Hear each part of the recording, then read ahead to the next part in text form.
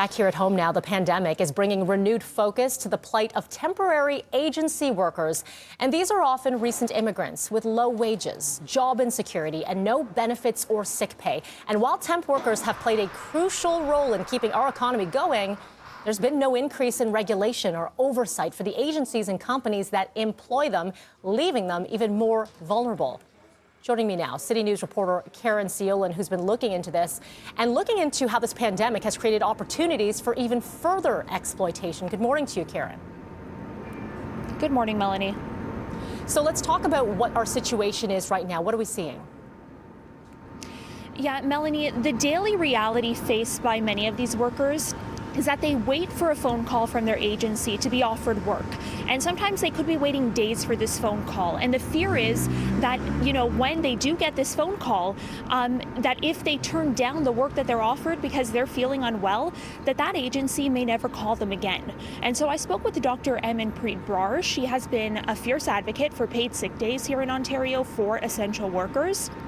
Also, before going to medical school, she worked temp jobs in factories. And she tells me that she believes these factories and warehouses like those in Peel Region have been hit particularly hard by COVID-19, simply because agency workers are often discouraged from going to get tested, from isolating, and in some cases, even vaccination uptake, because again, they're afraid about losing their paycheck and possibly future work.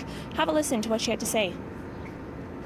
Often what happens is, even if they have symptoms, but they receive a phone call from their agency, they often end up, going to work because they don't have job security. And these are workers on minimum wage, struggling financially. So it really puts them in a hard position.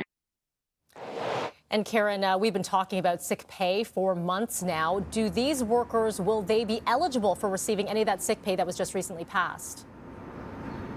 So the province tells me, yes, temporary agency workers will qualify for these paid sick days. And in these cases, their employer would be considered their agency. But it's a little more complicated than that, Mel, simply because oftentimes temporary agency workers are misclassified as independent contractors. And as independent contractors, they will not qualify for paid sick leave. The other part of it is that a lot of temporary workers work with multiple agencies, and it's not uncommon for them to work in 5, 6, 7 different workplaces in the span of a month. And so they're often thrust into these outbreak situations, floating from factory to factory and warehouse to warehouse, where they're at a greater risk of catching and spreading COVID in multiple workplaces. And in these very precarious situations, it is unclear who their employer is and which agency would be accountable for them. Interesting. All right, Caryn, I know you have much more on your report tonight. City News at 5 and 6, as well as citynews.ca. That's Caryn Ceolin reporting live. Thank you.